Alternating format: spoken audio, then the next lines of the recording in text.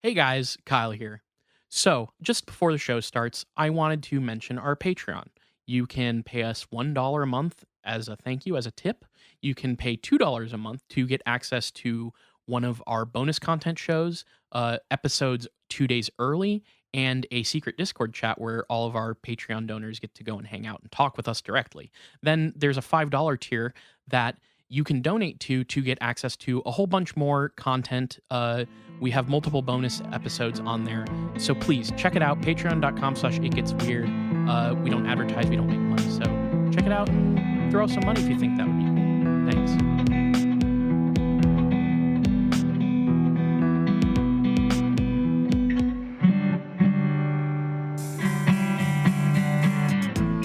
Welcome to It Gets Weird, our comedy show where we explore the unusual, the unbelievable, and the unexplained to try to make your world a little weirder. I'm Nile.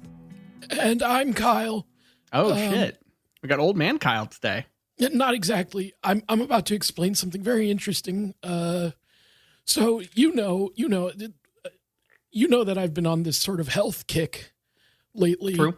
I've been doing various healthy things. Well, my latest investment into my own bodily health has been these pills that I'm taking. These are horse caffeine pills.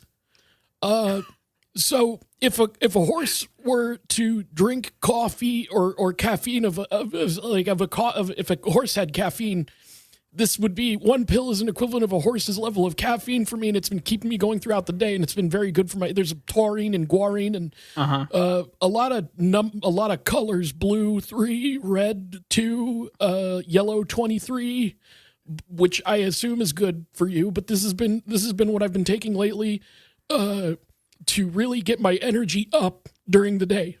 Now, are you doing this in unison with the person that I've seen on social media, I think on Blue Sky, who is taking horse electrolytes to see if that will work out for them? I personally don't know anything about that. Okay. But it does have the one side effect of it dries my lungs out to the dickens, which is it's bad. Basically, two paper bags in there right now. A little, yeah. You could poke them, and they would just pop. You can tell I kind of sound like RFK Jr. Yeah. Now, maybe, and that might be a fun guest on the show sometime. Here, let me take a sip of water. You're somewhere between RFK Jr. and Jesse the Body Ventura. It's pretty good. I'm better now. Cool. I'm better now. I just took a sip of water. The instant rehydration. I do think it opened up some holes in my internal organs that lets the water flow more quickly to my lungs, which is sort of another unintended consequence of the pills. But I've been feeling great. But honestly, great. That's a benefit because any way you can get your water through your body, like a lot of times the water, it doesn't always get to the place it needs to go. Right. So if you can open up more channels throughout your interiority for that water to get to the places it's needed quicker, that I can only see that as a positive, which is why I'm also pro tapeworm and shit, because it leaves the trails through. Yeah, that's what I'm saying. I mean, nothing wrong with a little bit of Swiss cheesification of your internal organs. Speaking of Swiss cheese, just kidding. That has nothing to do with what I'm about to say. We have an email. Oh, hell yeah. It's been a minute. We've got an email, and I would like to read this to you. You've now taken care of your thirst. Yes. You just did that. So now let's eat. Yeah, there we go. So we got an email from Kyle. Now I know what you're thinking. Uh-huh. Was this me? No, it's not. This is from Kyle. Okay. Unrelated. I'm not going to read this person's email out, like the name of their email account. But Kyle, I'm when I see certain emails, I get curious about the origin story behind why your email is that. But they sent in an email that said newest cryptid, parenthetical, not really. So kind of burying the lead a little, but that's okay. Greetings, gentlemen. I was witness to something glorious and quite rare, the proverbial birth of a cryptid.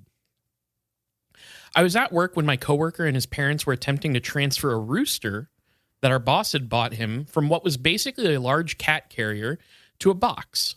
I think I did not see the container. Let us just say that they are not exactly expert cock handlers. Thus, the rooster used every ounce of cunning to escape and hide in the car lot next to our shop. When I saw this go down, I had only one thought: I have just witnessed the birth of a new cryptid, the Portland cock.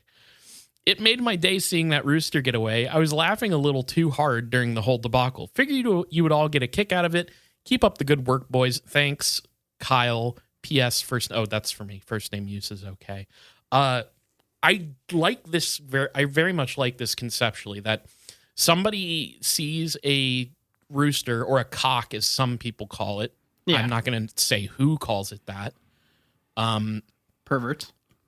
Yeah. Yes. You catch a glimpse out of a quick little rooster out of the corner of your eye, and you're not sure what you said, but what you saw, and now it's a cryptid. Or you don't know what a rooster is. Somehow you've gone your life never seeing a depiction of a rooster in your entire life, and you're like, what the fuck is that? I got to get Lauren Coleman on the ringer. Yeah, I got to get him out here. Do an investigation on what I just saw out of the corner of my eye. Yeah, so we're going to have to be... I'll tell you what. Portland people listening to this show, and I know you're probably out there. Mm-hmm. Portland's all that, keep Portland weird and all that. And this is, Portland, Maine, or Portland, Oregon. Whichever one, probably both. Keep your eye out for the cock. Keep your eyes on the streets for an interesting little cock out there. So, thank you, Kyle, for the email. Yeah. I love the idea. Let us know if that devolves into a cryptid situation. Keep us posted. And I'm now kind of curious what your job is, that your boss is like, hey, did you, or your friend's like, hey, did you get that rooster I sent you? Yeah. I'm curious about that. I mean, I'm sure there's many jobs where that matters, but like, I'm trying to think what this might be. Well, we can find out pretty easily. Let's go on Indeed and search cock job. Okay. I think that'll get us there. We could probably, let us know about the cock job in Portland, and maybe we could make some moves in your direction. Yeah. So thank you for the email. We very much appreciate it. Nile, I've been all silly long enough. What the hell do you have? Let's get deathly serious now, because today we're talking about something of life and death importance, world changing importance, all that kind of shit. No, really, this is an episode that is, I forget what the last time I did this was, but there are times where I just look up a thing that I realize I don't know as much about as I thought I should. And so today I wanted to dive into a bit of the history of the Ouija board. Interesting. Now, I feel like I've read some weird tidbits about the history of the Ouija board, but I also don't, I don't know if I remember them. The Ouija board is just, so that works out for you, but the Ouija board is something that I'm sure has an interesting history. And for my part, back when I was young, it scared the shit out of me. Yeah, like what really brought this on is the fact that the Ouija board is such a thing that's synonymous with, quote, the occult in America, and like spiritualism and like all of those kind of things. And other than I know that it's made by a board game company, I couldn't really tell you much about it until I started doing research on this episode. And what's funny is that around 2018, there was like new history of the Ouija board uncovered. Like so it's, there's some more modern context in terms of like some forgotten parts of the history that make it a bit more interesting. And it was already interesting, to be clear. Like this is the Ouija board has it you could totally. I'm honestly surprised no one has tried to make like a movie about it yet, because the history of this shit is like a bunch of people all fighting over a patent and like trying to cut each other off at the knees and like gain control over this thing that remains weirdly popular throughout the last like 150 years. You know, have you ever heard the history of Monopoly, the board game? Mm-hmm. Because that's the most prominent old board game knowledge that I have is of the woman who invented that to be sort of an anti-capitalist game, and then it was basically ripped out of her hands and turned into a mass market pro-capitalist sort of thing. Yeah, and I believe ended up under the same hands as the Ouija board eventually. You know what? I think I did hear that, yes. So I'm curious also if you're going to have any information about the actual functioning of the keyboard of the Ouija board. I have my own thoughts and things that I've heard about what the Ouija board actually does to make it seem quote unquote real. But you know, I'll let you. I have some science for you. So yeah, I already mentioned there's kind of in terms of looking at the history of the Ouija board, there's the story that was known and passed around with its like its kind of lore up until about 2018, and then there's another chapter that kind of got unfurled after there. So I'm going to start with kind of the story that's been around forever, and then we'll go ahead and talk about that kind of addendum a little later, which gives us some more interesting information about how the Ouija board was named and patented, which is kind of fun. So if you're fans of patents, this is a good episode for you. Now, if people somehow don't know, the Ouija board is a game board that you can supposedly use to contact spirits, is the idea. Yes. So let me get this out of the way real quick, because I figured this will come up at some point regardless. I have two main Ouija board experiences in my life that I can remember. I'm sure there were more, but one of them was at my an old friend's house who's no longer a friend, long time has not been a friend. In fact, a couple people involved with this story are no longer friends. This is all the way back in high school. They were moving. One of those people was moving out of their old house, which is like an old place out in the woods. And so it was an empty house, and a couple of friends were like, oh, let's all do the Ouija board in that house. And we did it, and we started asking questions, and it kept responding, and I don't remember what we asked it, but it was like, is there a spirit here? Are you evil? Things like that. And it kept responding like, yes, I'm evil. Yes, I'm dead. I'm a demon, whatever. And it freaked me out really badly. And then not long after that, all those friends who, like I said, no longer friends anymore, all came out and said, yeah, we did that. We were fucking with you. Yeah. But then the one where it was me and then another one of our buddies, and I think Garrett may have been there. And were you there? I was there, yeah. You were there? Okay. So it was with this old group of friends, and it was at that other friend's house. Brian, I think he was on the show. No, it was at your house. Was it at my house? And it was in your Brian. basement. Brian, who I think was on this show one time years and years and years ago. And I know we collectively, at least a couple of us, got freaked out by it. Like me, Garrett, Brian were probably pretty spooked by it. I think you may have been more unflappable. Yeah, I mean, but it ended up, that one, the twist of it was later than Brian admitted that he was responsible, right? Did he? Yeah. I don't know if I remember that. Maybe. Yeah, he was pushing that shit. Oh, well, okay. That's fucked up. Because I don't remember getting duped twice, but maybe I did. When I was younger, I especially in high school, that was like this point in my life where I was starting to really lose and question faith in like early high school. But for whatever reason, the like the more spiritualist aspect remained for a couple of years after I had like given up on religion and all that. Yeah, It you lingered. were borderline ghosty for a minute. Yeah, a little bit. Yeah. So, yeah, I only have that one Ouija board experience. That's the only Ouija board I've ever interacted with. Mm-hmm. And it was I've never owned one. Like, I will say the one I need to find this because the one that we used was one that my dad had that was really old. Like I want to say from maybe the 50s.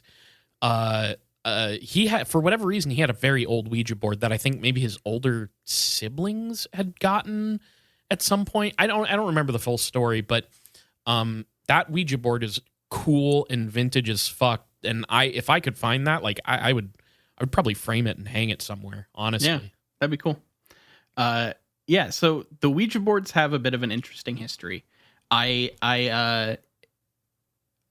You can kind of trace it back depending on what you want, because like Ouija boards themselves date back to basically the turn of the century, like the 20th century, and kind of picked up as spiritualism became a thing at the end of the 19th century, because like the whole Fox Sisters thing happened, and like spiritualism kind of became a craze in America, and capitalizing on that is where the Ouija board came from. Now, if you dig back in history, there are various versions of talking boards, witch boards, various types of planchette writing, dating all the way back to like China, like in like 1000 AD or something. Like it goes back a ways if you want to get into forms of automatic writing based around some sort of planchette type thing. Mm-hmm. Like there's one that was talked about that it's called Fuji, I believe, and it's basically like this dial being suspended over sand that can then like draw in it. I've seen that, yeah. And a lot of people will cite that as like the oldest example of a thing that is a predecessor to a Ouija board. Okay. It's not directly related, but that's kind of where a lot of people trace the idea back to. So like I think that's like Han Dynasty China. It's sure, really early. And then there are some reports of talking boards across Europe in the mid 1800s. The first patent that's known for a talking board was by a man named Edward O'Brien, discovered in the patent offices in London. And then there's some various other reports in like the Kingdom of Prussia in the 1850s. So talking boards themselves existed in Europe before we ever got the Ouija board in America, and kind of were brought in with the spiritualism movement in like around the turn of the century. Sure. So there's this idea of being able to contact the dead. It involves some sort of automatic device for communication, like a planchette, like you said. Mm-hmm.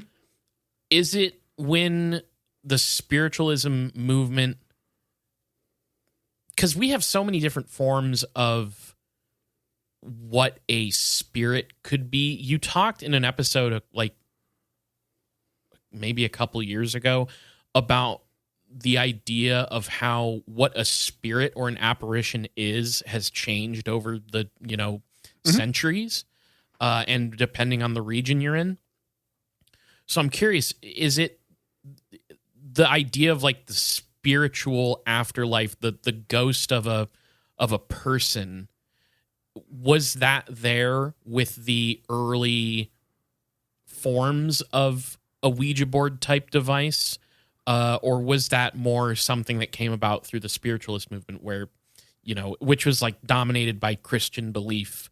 And a Christian spiritual afterlife. Like, did you get the impression that has changed at all? I don't know if the question I'm asking is very clear, but yeah, I mean, I there probably are things that are the exact formation of it has changed a little bit, but it has always been trying to channel writing or contact with the dead or ancestors, that kind of thing. Like in Fuji with like in like the original Chinese version, it's said that they were trying to contact deities, ancestors, and spirits.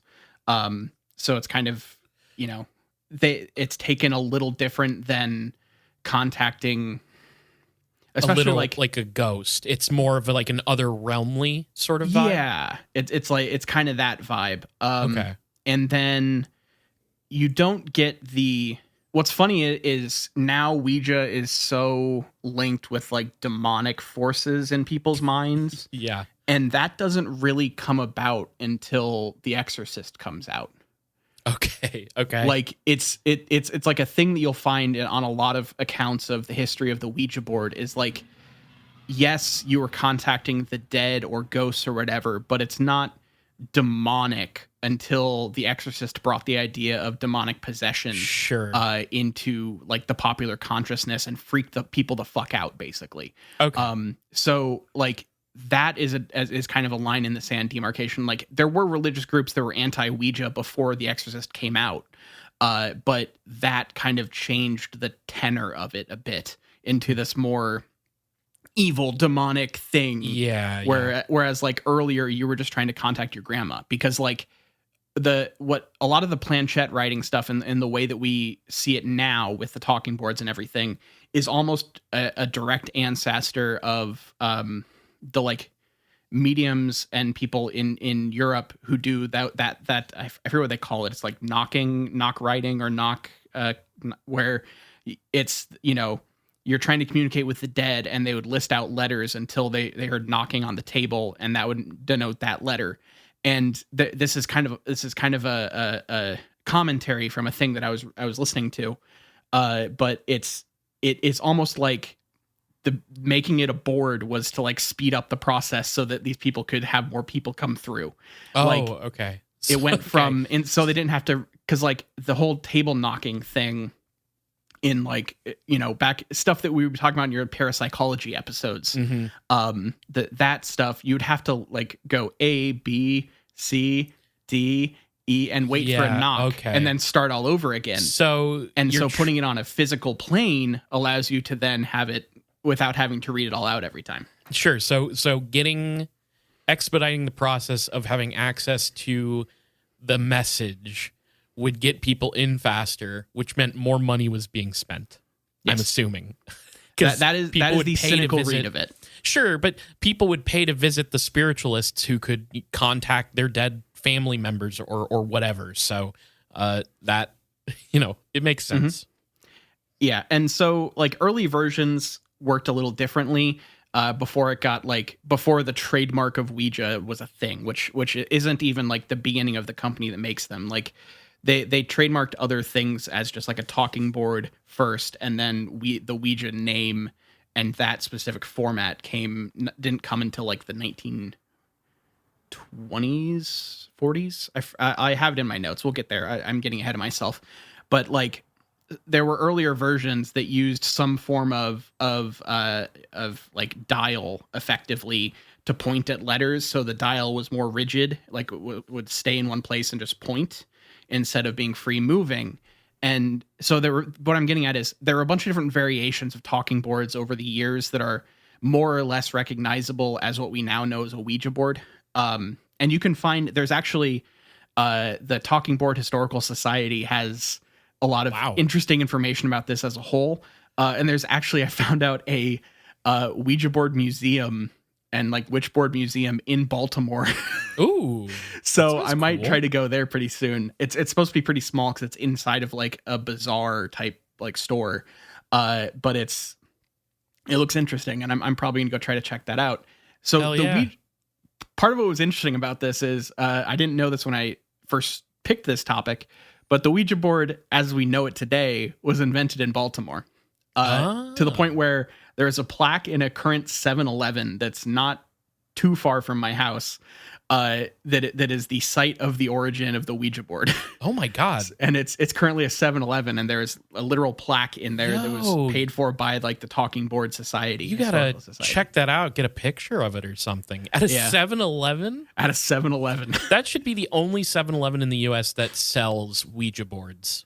I hope they do. It would work, right? Yeah. Like, so yeah, anyway, this ended up being a bit more of a local lore episode than I thought, because like the story of the Ouija board is very tied to Baltimore, and it was first produced here, and it was first sold here, and the inventors, like the patents are all here. Like it's yeah. So anyway, like I was saying, they tried many different methods over the time. Eventually, a kind of free floating planchette over a board with the letters of the alphabet and a couple other things, whether it's yes or no, or hello, goodbye, or like other word. That kind of general format is established pretty quickly, with some of the first patents being in February 10th, 1891 is the first patent that led to what we now know as the Ouija board, and it's held by a man named Elijah J. Bond at the time, who would then later another guy named William Fuld eventually like accumulates all of the patents tied to this thing so that he can strong arm anyone trying to make the boards for otherwise and like tie them up in litigation. So it is Elijah J. Bond is like the guy that actually got the patent, but it was then later signed over to this man, William Fuld, who you will largely see named as the father of the Ouija board. He is at one point, literally, he was the person selling all of Ouija boards in America, and they had his name on the front and also his name and address on the back because they were like manufactured just for him. So like there are Ouija boards out there with this dude's home address on it.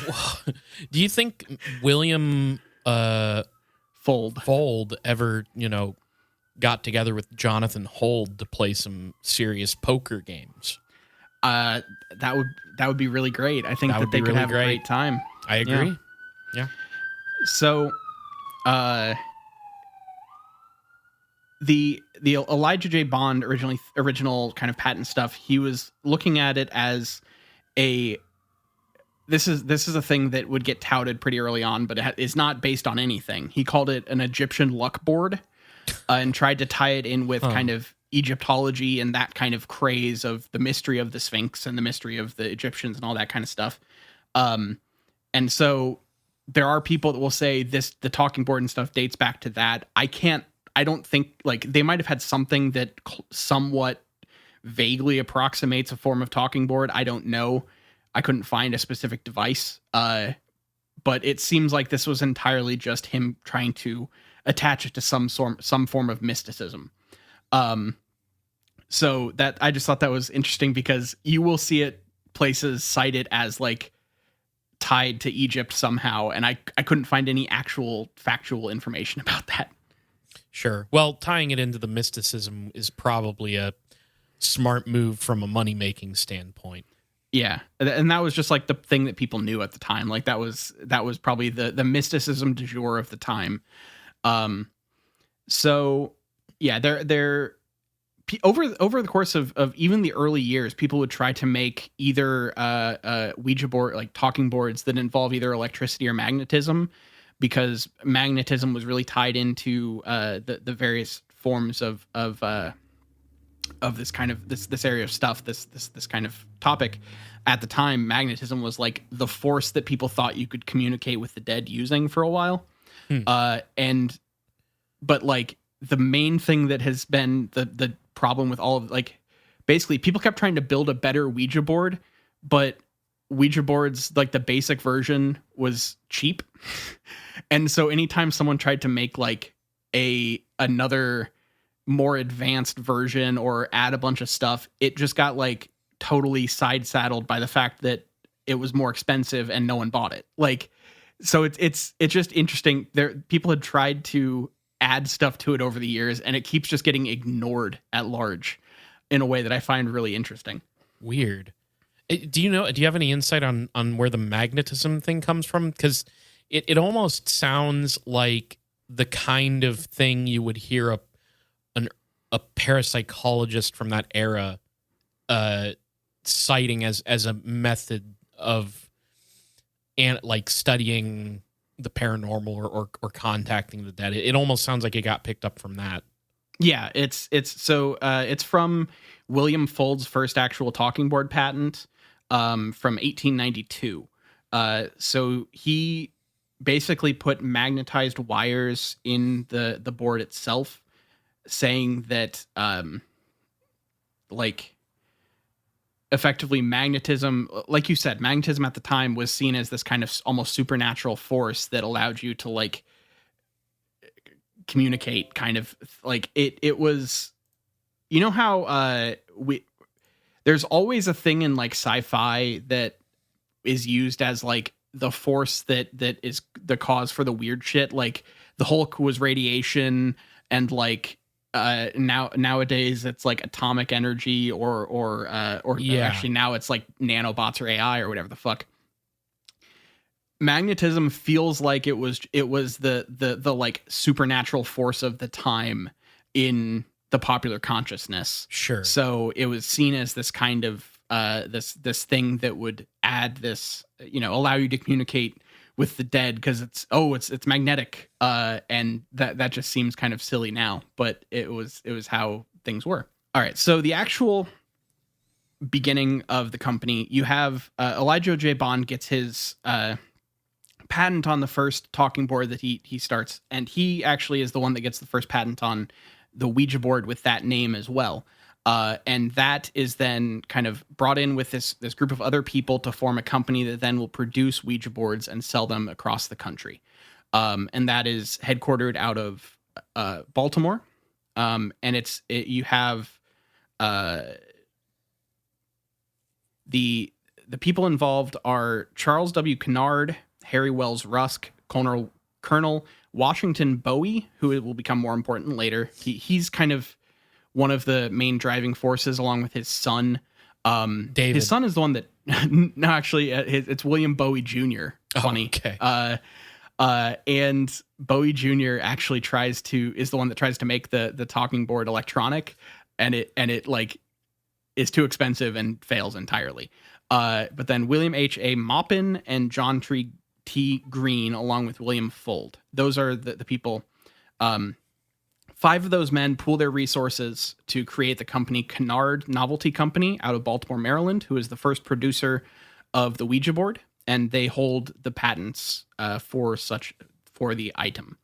Now, Bowie is important because he both is kind of like one of the big forces behind this company, but he also is the one that brings in William Fuld, who was like 19 at the time, already had a patent on his version of the magnetized talking board separately, and he worked as just like in like imports and export. He basically, he didn't work in anything that tied to this thing. He was like painting and stuff, like painting houses.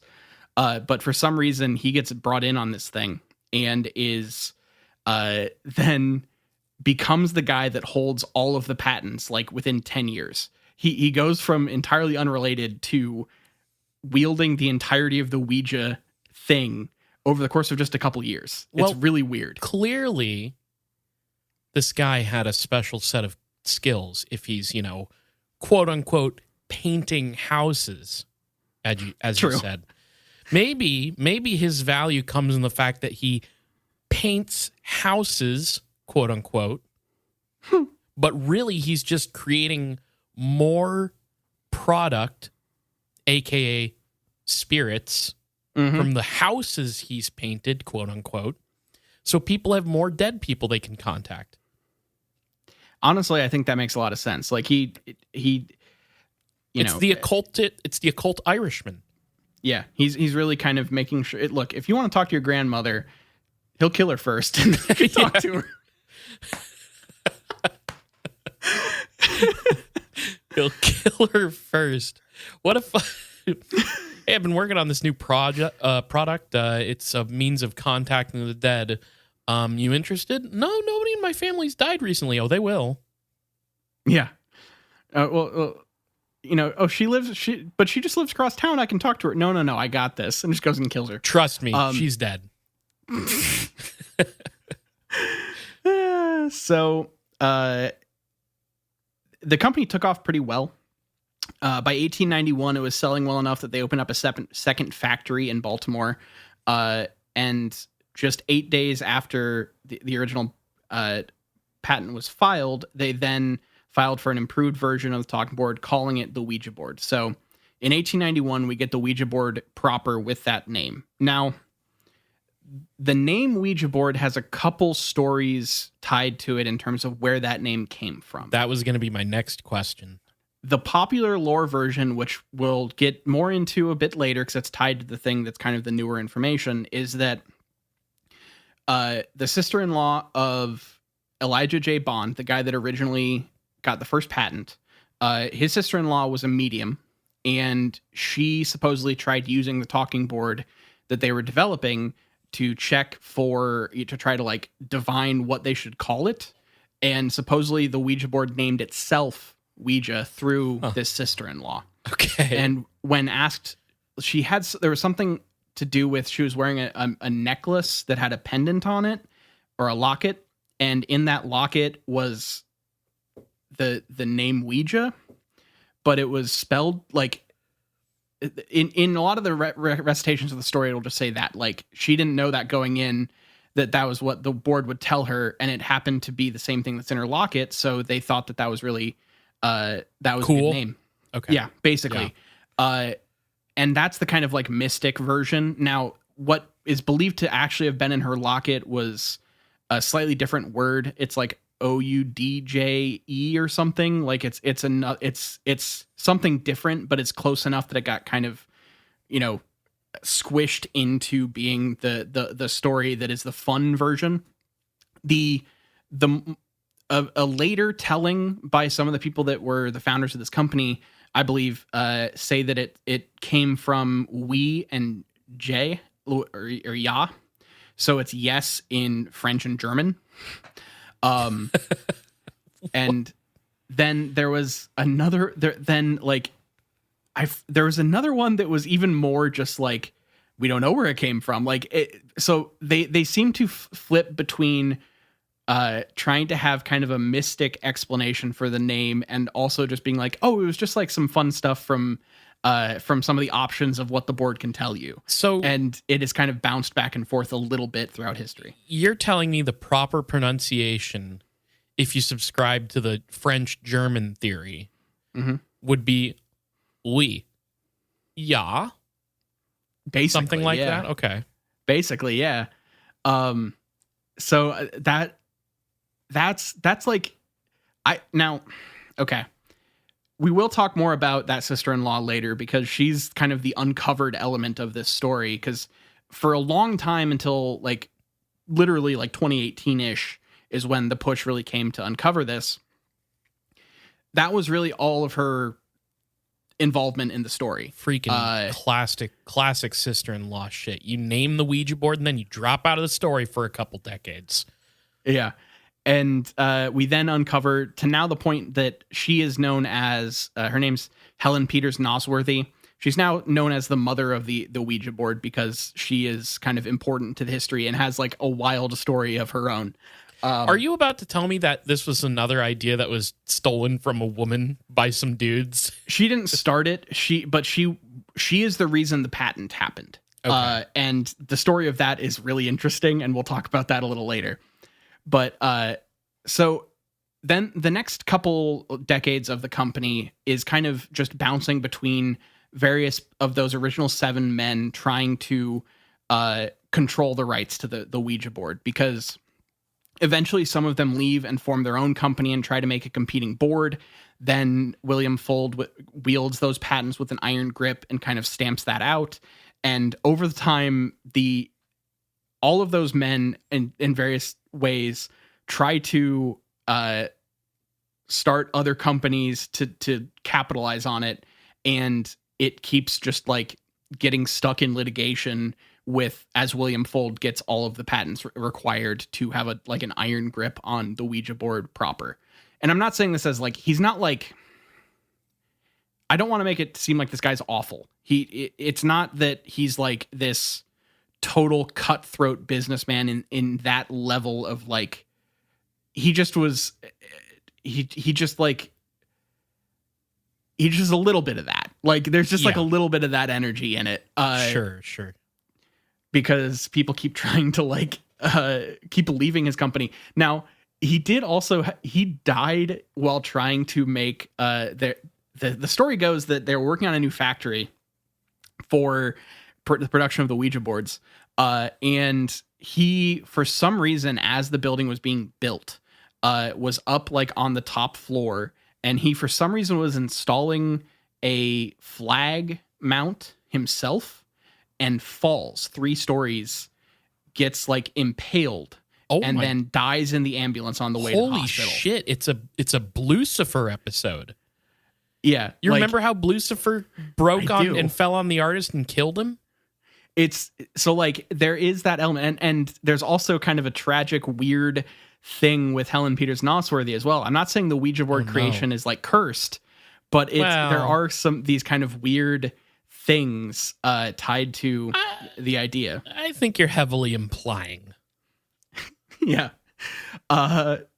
Another couple, like I don't want to go through all of it because I have like a pretty detailed history of all of the like moves of this company and everything, because it's all pretty well documented. There's a website that's I think just williamfolk.com that has like williamfold.com that has a very detailed history. You can see all of the patents.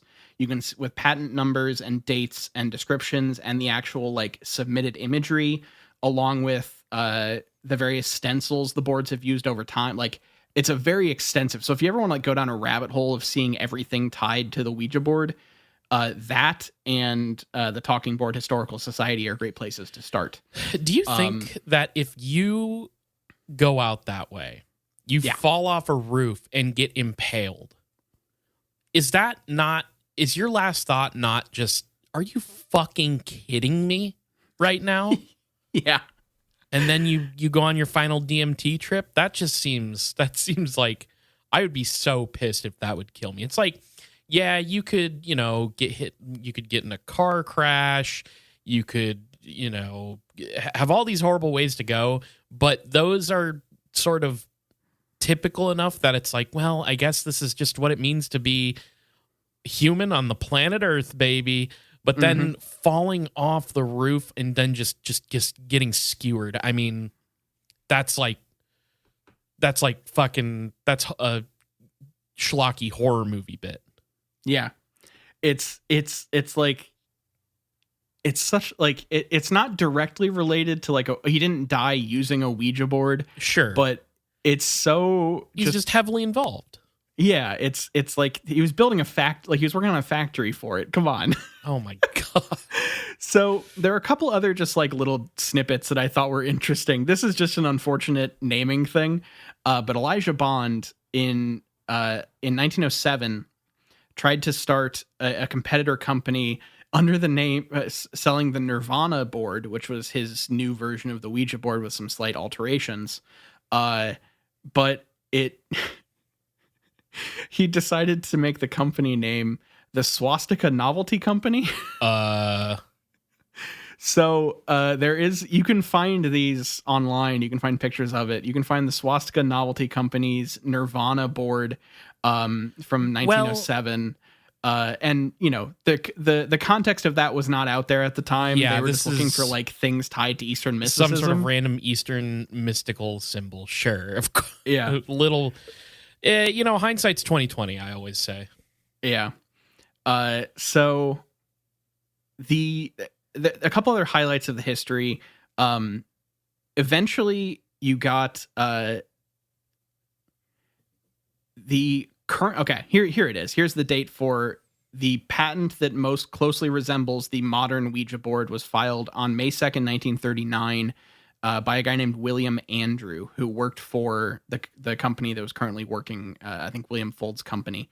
And that is kind of the birth of the, quote, modern Ouija board was 1939. Eventually, the Ouija board patents and everything involved with it were sold by William Fold.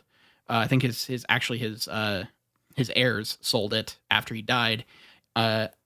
To Parker Brothers on February 24th, 1966. Mm-hmm. And funnily enough, starting basically the next year in 1967 was the largest sales of Ouija boards ever. Like it became a full-blown national craze once it got absorbed by Parker Brothers. and eventually then moved on to Hasbro later on. But so the greatest success years of the Ouija board were not had by William Fuld or anyone involved with him. It was had by Parker Bros. Now that you're saying that, I'm realizing my dad's Ouija board must be from the 60s because it's a really old Parker Brothers logo on it.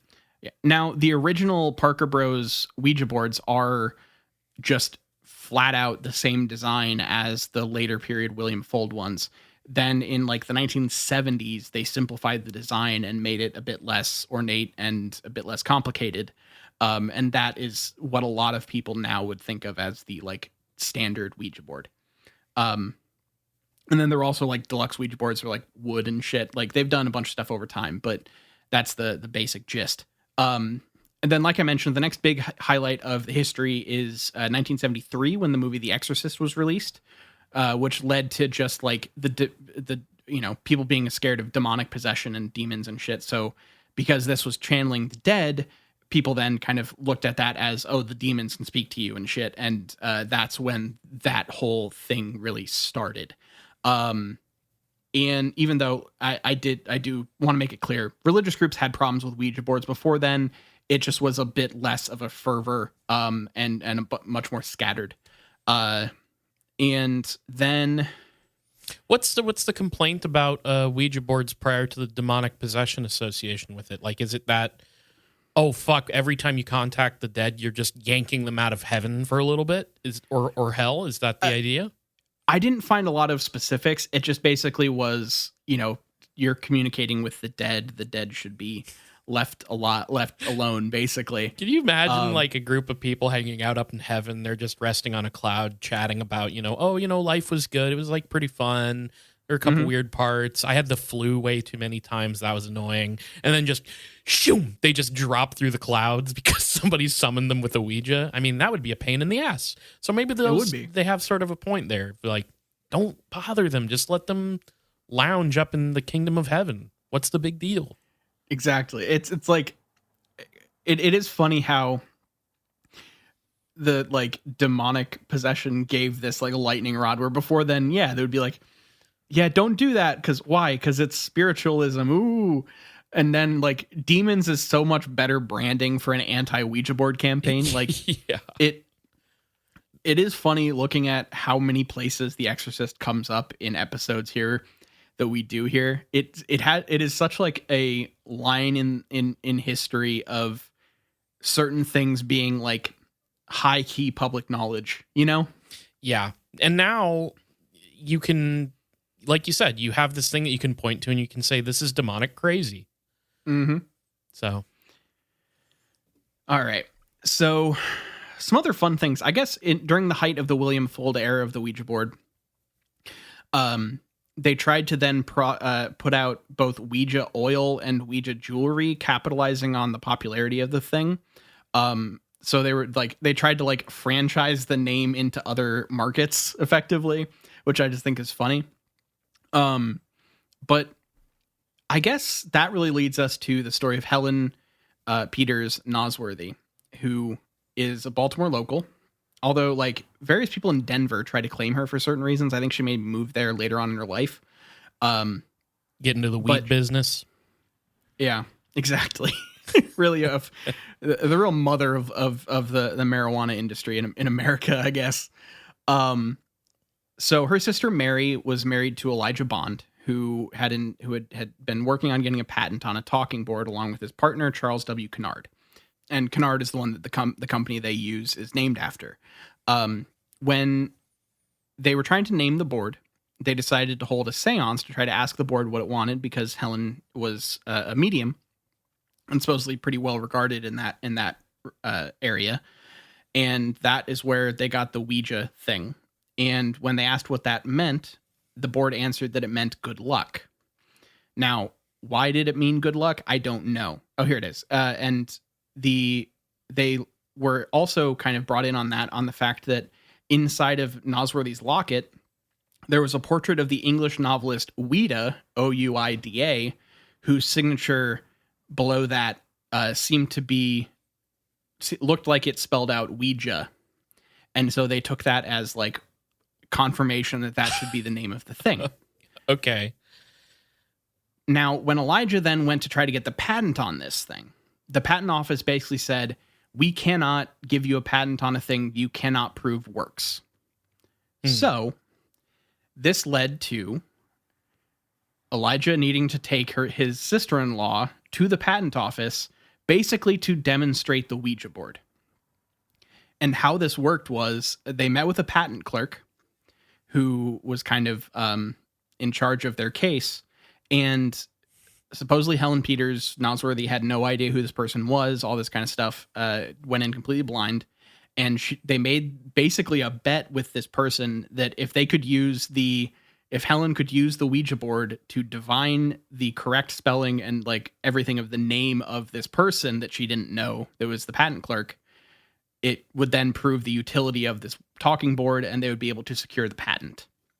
She then was able to do this, and that was then able to secure the patent that then is responsible for the Ouija board taking off in America. Weirdest day of that patent clerk's career, probably. Yeah, exactly. But that is not the end of Helen's story with the Ouija board. Still, maybe the wildest part of it is to come, because so she eventually marries a man named where is his name? Ernest Nosworthy, who was a Shakespearean actor and traveling salesman who then relocated them to Denver, Colorado. Now, when Helen was a child, her family and her like siblings had this activity where they would go out and pick up and like take buttons off of Confederate uniforms, and had like a collection. And at some point in the family home, the family's collection of Confederate buttons went missing. And this led to a seance being taken and a Ouija board being used to ask who stole them. And the Ouija board pointed the finger at someone in the family. For the life of me, I could not find a place that told me who supposedly was at fault here, in terms of like who the Ouija board said stole them. Every single source I found just said it was a member of the family. Yeah. And this led to a fucking split in the family between half of the family believing the Ouija board and half of the family not believing the Ouija board. And Helen was on the not side, to the point where she completely disavowed anything she had to do with the patent of the Ouija board, left it behind, and never touched one again, and would constantly, when asked about the Ouija board for the rest of her life, reply, "Don't trust it, it lies." Whoa, what the fuck? I love the implication there, though, that like, yeah, you don't trust it anymore, but saying it lies implies that it works. In a way. So it's an interesting thing that is like, she still believed in it, but said that you shouldn't trust what it says, which is such a different line than it's fake. Yeah. And so it just adds this whole other layer to it. Just some other random shit about this that I find really interesting before we wrap up.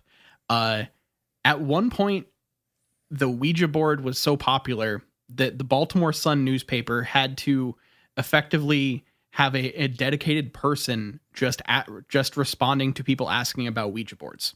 And like and stuff like they had to hire and create a position just to be their like Ouija board correspondent. Oh my God, I would have killed at that job. Do you think is this just because people are freaking out about it? Yeah, it was just like asking about like this is a thing that I only found talked about on like one or two places, and they didn't go into a lot of detail. It was just the fact that people were calling to ask like how it works and what it does, and if it's if it's real, and like freaking out about the things that it told them, and just all of those different facets. So this person just had to deal with like every person asking about the Ouija board. Sounds like a fun job, to be honest. Like, I Yeah. don't know, you're just talking about the paranormal spirit contact board at all times. That's just your entire job. That seems kind of easy, but like maybe they're approaching them with questions of like, we ask the Ouija board something that it can't answer, something that no human could possibly answer. I don't know. Like, does it suck to be dead? Like, nobody can come up with an answer. I don't know. I don't know what I'm saying, but I wonder if this person was just doing almost what would people be contacting them about the Ouija, like in regard to the Ouija board? What would the questions be? I would love to find find an archive of that, because it has to be people just like writing letters about their experiences with the Ouija board. Yeah, are they freaking out over demons possessing their house or whatever? I don't think at that point it would be demons, because this was before The Exorcist. Yeah. So it would just be like, I guess like you'd be an advice columnist specifically talking about people's experiences with Ouija boards. Like it seems like a wild ass job that I would love to find more details on. We used to be a different country. Truly. We used to have a dedicated Ouija specialist. Yep. It's such a shame where we've gone. So Kyle, do you want to hear about what people think the Ouija board and how it actually works? I'm curious how much it has crossover with my understanding of how it works. So yes, I would like to know. So there are two big things that get talked about in terms of why the Ouija boards do what they do and how they function. The first one being a thing called the ideometer response. And the ideometer response is basically a thing of, it can best be described as, if you start to think of something, if you start to think of like wanting your body to do something, even before you initiate the action, your brain is trying to anticipate that action and will start to subconsciously move your body to prepare for that action. It's a thing that is just, this was used a lot. They did a study on this in 2012 that like pretty much showed that people were starting to basically minute movements that would this is the explanation that I've heard. So this was this effect was first described by a guy named Michael Faraday in 1853 while investigating table turning, which is like a whole other kind of similar kind of hoaxy thing that was used at the time. And so basically the planchette is guided by a series of unconscious muscular exertions caused by your brain trying to, because you're so focused on this thing moving, your body starts to try to move to anticipate that action. And then if you think about the fact that a lot of the questions, people be anticipating a particular answer, so it even would probably float in the direction of the anticipated answer that most of the people at the table are expecting, Yep. Yeah. And the other thing that gets brought up kind of tied to that is a function called the zombie brain, which is basically like your undead, which is kind of what you were talking about, where your brain can kind of make these logical leaps. So subconsciously, if like the first letter it goes to is P, then your brain knows that there are certain letters that are more likely to come after that, and enough people acting in the same way will be kind of working on the same probabilities in their brain and guide it to certain things based on that to make some form of coherence. It's almost like your brain is trying to fill in gaps and anticipate the way that your brain does for pareidolia. Your brain is trying to make something make sense at all times and filter all of the stimulus of reality into something that it can comprehend. And so in that kind of fashion, your brain makes these connections that are going too fast for you to fully understand. And so you're not actively thinking of a thing, but the motors of your brain are still doing those things.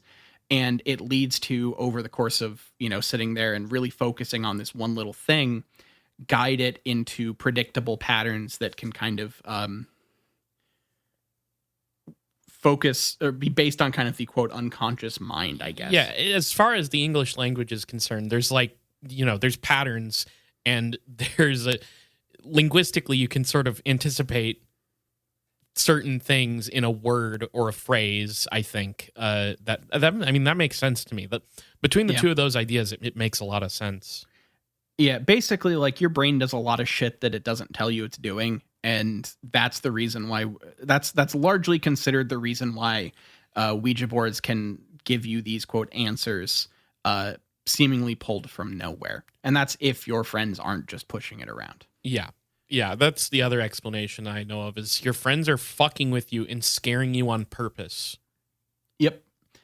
And that is pretty common. Like, much like a lot of UFO cases, people are just lying. A lot of stuff people get from Ouija boards. Yeah, your friends are just fucking with you. But also there are these unconscious mechanisms in your body that lead you to your brain to search for patterns in the chaos of the world. Yeah. So makes sense. That was my a bit of my dive into Ouija boards. Now there are some like famous Ouija board incidents and like other kind of branches of the talking board history with like witch boards and shit that are that I might honestly do more episodes on this area in times to come, because I think that there is like a lot of just kind of interesting, because there are people that have tried to like write. There's a Pulitzer Prize winning poetry thing that was supposedly written as a conversation with a Ouija board. That seems fascinating. Weird. I found out about there. Never I heard of listened that. to a podcast that you actually recommended me. What Magic Is This? Has a very good episode on Ouija boards. I didn't recommend that one. I don't even know what that is. Oh, then never mind. I thought that was one that you told me about. No, I'll check that out though. They have a pretty good dive on Ouija boards that don't focus too hard on the business side of it and more on the sociological side, which is interesting. So check that out if you want to learn more. Or also go to williamfold.com and you'll find a shit ton of stuff, and also the national the historical talking board, or the Talking Board Historical Society as well, are great places to find more about the Ouija board. So perfect. I actually already pulled up the William Fold website because I was curious. Yeah, that one, it's an old website from like the early to mid 2000s, so it's kind of like clunky in that way, but it also is nice in that way because everything's pretty well labeled. So yeah, I think that will get us to the big question. Yeah. Now I want to hear your big question. I already had some thoughts that I was sort of developing, anticipating your big question. So if your big question isn't what I think it's going to be, I have a little pitch I'd like to make before I answer it. Fantastic. So I'll go ahead and give you my big question. If you had to modernize the Ouija board for a young audience, what would you do to make it appeal to teens today? Did you cold read me? That is exactly what I was anticipating in my mind. Okay. Hell yeah. So that means you have actually thought about this more than I have. Yeah, and so I have to figure out what I want to do. Two options, okay? Mm-hmm. First option, Ouija. WEEDJAH. So you have a marijuana-themed board, right? And that board, including the alphabet, has a couple phrases that might be relevant to you weed smoking potheads out there. Mm-hmm. I bring up marijuana too much on this show, and it's not like I even partake, but so it's funny. I really have not partaken in so long now, but I remember the culture. So you could have like a phrase like toke up on there.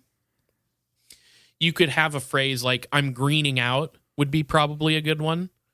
So it almost becomes more of a communication tool for people who are too stoned to function. So to be able just to point to an easy phrase to tell you they're moving a what's going on. planchette to a phrase that says, pass me the Cheetos, bro. because they've lost the ability to speak. They're so high. Yeah, okay. That works. But then, of course, you have the alphabet in case you need to talk to a dead stoner, which there has to be a lot of dead stoners now. Mm-hmm. You know, marijuana kills. Exactly. So you get it. So maybe you know some dead stoners and you're trying to get in contact with them. This would be the perfect board. And, you know, so I think that's one option, right? The other option is, yeah, you would just come up with a board that has phrases that are vital for the kids, right? The next generation. And, you know, the next generation, here's the thing, though. The problem with the Ouija board is I don't think kids are doing weed. I don't know if kids are doing weed. Maybe so you could maybe have a board that has, you know, it has phrases specific to the new generation. So it's like maybe one of the phrases says galaxy gas sesh ? There you go. Yeah, Ouija might be more of a, you know, for the 30s the older crowd that's all smoking weed. Instead of hello, it could say like, you know, you up. What up? You yeah, up, there what you up? Go. Instead of goodbye, it could say, what do they say? Do kids say anything instead of goodbye, or do they say like, what do they say? Here's the thing. I don't even want to guess because it's going to instantly be something that everyone's like, that was like 15 years ago. What the fuck are you talking about? So I don't want to date myself too hard. I wouldn't want to date myself either. I don't know if I'm a great, you know, lover. But I, no, maybe it could, you know, the kids are probably saying shit like, I'm Audi 5000. And you could put that instead of goodbye. So galaxy gas section, you couldn't, and you know, this is the really obvious one, right? Instead of an alphabet, you just have a whole series of emojis, because those are the new sort of hieroglyphs. So you've got, you know, crying emoji for when you want to tell the ghost you're sad or scared. And then you've got like the emoji where it's sort of like blushing and has its tongue out for when you want to suck a ghost off or whatever. Sure. Yeah. So that would be cool. I think the kids would enjoy honestly, I feel like an emoji Ouija board, Emoja, it probably already exists, and Ouija probably also already exists. Yeah, there has to be like I don't know how I guess it depends kind of on how litigious Hasbro is in terms of how much they want to really fucking you know, deal with the you know. I guess I don't know, but you know, you could always add more specific phrases for the next generation, what they'll be talking about. So phrase like, damn, they got Zendaya in Shrek 5 could be on there. Yeah. And I think that's all they talk about, so I think that we can cut it off there. Yeah, Zendaya in Shrek 5 is the biggest thing. The big thing people, the young kids, talk about right now. Yeah. I think that I'm going to take it in a slightly different direction. Okay. And say that instead of trying to take the current Ouija board and tweak it in terms of like bringing in modernism there, I want to go instead and with like revamping the form a bit. Okay. I think that nowadays we got to make it like crystal based. Okay. And so it's going to be, we're going to use like an app, and it's going to be a thing that you put your phone into, and it's a crystal, and you have all your friends hold it, and then it's going to communicate with the dead that way, and let them kind of type on your phone. Oh, I see. So you have the crystal app. The crystal is a conductor for spirit energies that allows them to that allows them to type on your keyboard. Okay, interesting. So it's like a Ouija board app with like this add-on of like a crystal sleeve for your phone. Yeah, okay. That is allows the messages to come. This through. is a smaller. This could be much smaller device, like board, than the classic Ouija board. So maybe you could. Kids these days, they're always like, I need to watch TikTok and a movie and listen to the latest rap albums all at once. I need to be doing all kinds of shit all at once. So So maybe we could have some add-ons, because then that makes more money. You could Oh do yeah, some there will be interesting like stuff. a fidget attached. I was gonna say, and you like, turn you put a little attachment on it, that shit becomes a fidget spinner. and it has plenty of room for accessories. You can fit it. Honestly, it works with all the fuck. It would have been so good if I could have thought of the name of those goddamn cups. It works with all the accessories from that cup tumbler fucking. What's the popular? No idea what you're talking about. The popular. There's a trendy water bottle that people have all these accessories for. No, that goddamn dude, you're fucking old. That was like 20 years ago. They're like an insulated thermal mug that people have like snack trays attached to. What and the like fuck? all I've this other never shit. seen this in my life. Yeah, it's pretty fun. Back when I went down the rabbit hole of water talk forever ago. Oh my god. I saw sites you would not believe. We have such sights So to show you. yep. And he pulls out the fidget spinner phone app Ouija board. Yep. You can stim and contact the dead at the same time. Mm-hmm. Sounds pretty cool. All you kids out there listening to this, I bet you're thinking, that sounds pretty cool. Oh, sorry. No, they would have been like, sheesh. Oh my god. Hey, good All stuff, right. Nile. Yeah, that's my rundown of the history of the Ouija board. We'll probably talk more love about it. the Ouija board in the future because it's interesting. It is. It is. Do you want to take care of some business? Sure. Why not? We might as well. All right. So if you want to follow us on social media, we're on Twitter at IGW Podcast. You can follow us on Facebook.com/ItGetsWeirdPodcast. And we're on all your favorite podcatchers. If you listen to podcasts somewhere, look up It Gets Weird, and we're almost certainly there. Check us out on Blue Sky at It Gets Weird. That's where I'm trying very hard to migrate as much as I can to that website. We're also on twitch.tv/It Gets Weird. There's been a couple weeks of me being very busy. So I'm hoping to get back to playing some games again. I've been playing Pokemon Fire Red Nuzlocke with our good friend Colin on there. So join us there. It's a lot of fun. Email us if you want your email read on the show. Email us at itgetsweirdpodcast@gmail.com. We really appreciated getting another email this week. It's always fun, and we are always getting really fun or funny or interesting stuff from listeners. So if you have something to tell us, we may read it on the show. Just let us know how we can address you, and we'll get it out there lickety split. Unless, of course, it sucks. It hasn't happened yet, but it's a possibility. So, finally, and most importantly, patreon.com/itgetsweird. We have a $1 tier. We have a $2 tier. We have a $5 tier. The $1 tier, that's the tip tier. That's just you saying, hey, love what you do. Here's $1. Thank you. You're not getting bonus content on that tier. It's just a tip service, basically. And believe it or not, there are a couple people donating at that tier. Believe it or not. All right. We do, though, have bonus content tiers and $2 tier and $5 tier. So the $2 tier, you get a bonus show called It Gets Weird TV. Right now, Nile and I are almost to the end of watching Neon Genesis Evangelion, the anime that everybody loves. We watch weird television. You get to vote on the weird television that we watch as well. So if you want to influence the next TV show that we watch, you're going to want to get on that $2 tier ASAP. However, there is a $5 tier. The $5 tier is the best bang for your buck. You get It Gets Weird TV plus another show on the off weeks of It Gets Weird TV called World of Weird, where Nile and I are talking about all kinds of shit, whatever the hell we want. Honestly, I gotta say, Nile, this latest episode that went up, I thought it was we had some really good conversations on that one. I do think. Yeah, you went off. I did go off.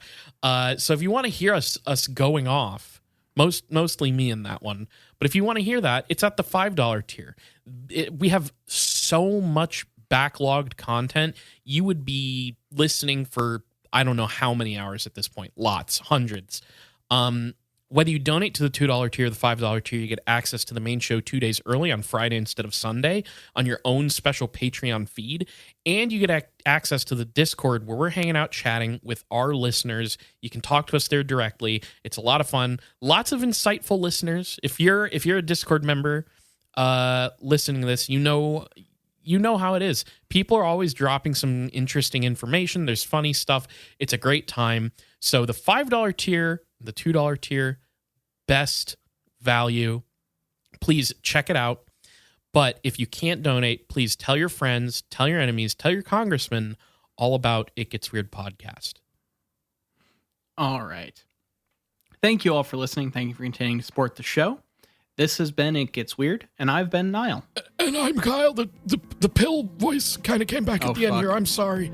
Thank you for listening. Yeah, you got dried out again. Yeah, I'm going to have to hydrate. Goodbye. Peace. And that's just the kind of thing that